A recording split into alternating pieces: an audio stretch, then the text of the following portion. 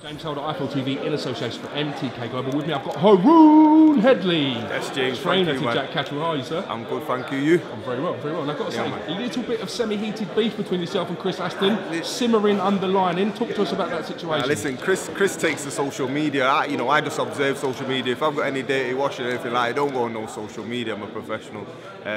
Chris took to there last year and a half ago, going on when we stepped aside, or Jack stepped aside from the British title fight.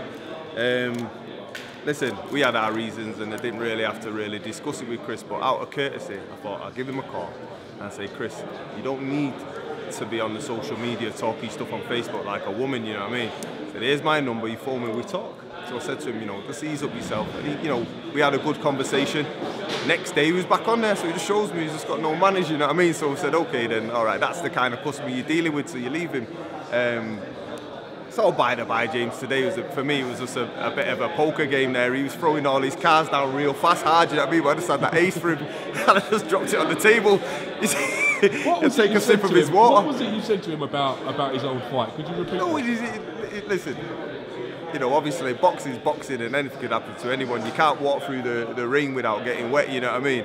And I watched him live when I was a youngster, very sports hall back in the day. My cousin was on the undercard and Chris Ashton boxed a fighter called Nick Boom Boom Boy from Bolton, who was a massive puncher, and it's the first time I've ever seen anyone get knocked out and snore, you know what I mean? And that was what I told him. When he turned around and said, I'll give you that one, you know what I mean? So, and he's on his thing talking about his son's The Matrix, but if you watch the Matrix film, you watch the Matrix carefully, they have to go to the Oracle to see who's the chosen one, don't they? They thought it was Morpheus, he said it wasn't. It was Neo, and the Matrix was telling him that, so he said that Tyrone's the Matrix, he said we don't need to see the Oracle, so I said that's why he's not the chosen one, you know what I mean, and that's that. It's going to be a great fight, it's on a great card. Do you think this will be one of the fights that steals the show? Oh, you know what?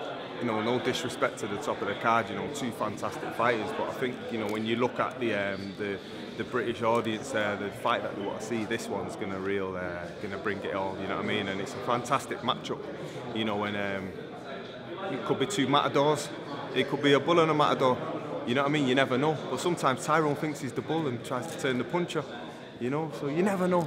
You never know what it will bring and how the game plan's in, but hopefully the two styles gel well and it makes for a fantastic fight, and then tactically they can both go and chip away at each other to see who breaks down who first. Exciting stuff. Haroon, thank you very much for your time. Thank you, James, always, man. Thank you.